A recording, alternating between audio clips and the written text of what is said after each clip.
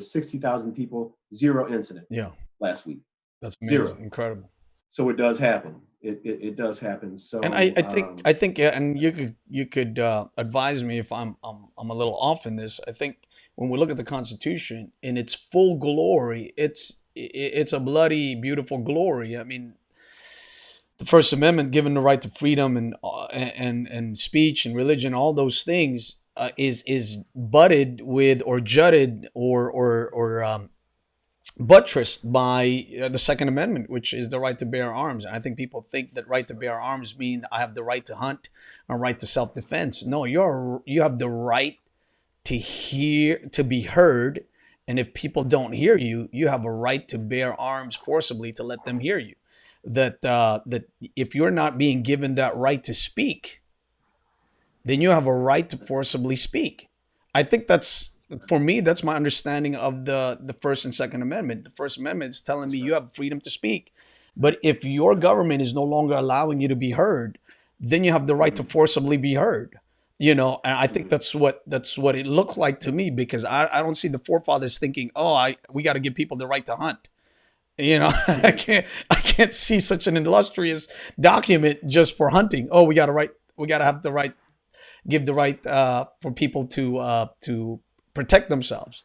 I think what they're saying is we have to make sure that we give them the right that we wanted against England and against the monarchs, when we did not have a right to speak and we did not have a right to represent ourselves and to give voice to our issues. And so we can't have a government that closes its ears to the issues of the people and for a length amount of time without giving the people the right to get their voice heard. And if what we'll do is we'll give them a chance to vote people in, and we'll give them a chance to represent themselves. But if the representative that they voted in closes their ears to their very demands, then the people have the right to lift up arms and let their voice be heard. That's my understanding of the Second Amendment. And I think if you study and if we look at history and we look at American history, we realize, I think that's what the framers of the Constitution are trying to say. Hey, you're going to set up a government.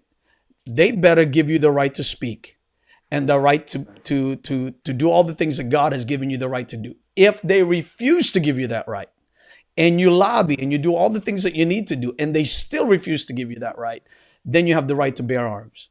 You have the right to now create a militia and get yourself heard. Um, That's right.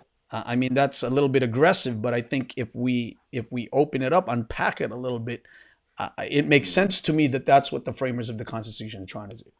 Is that Right. I don't mean to Ab- have you be consistent with me. It's just a thought that I'm thinking. No, no, absolutely right. I mean, that's the entire reason that, the Constitution and the bill, well, the Bill of Rights were written. Yeah, And that's number one and number two. yeah, Um, the Declaration of Independence. It's number one and number two. So yeah. I'm sorry, the Bill of you're Rights. right.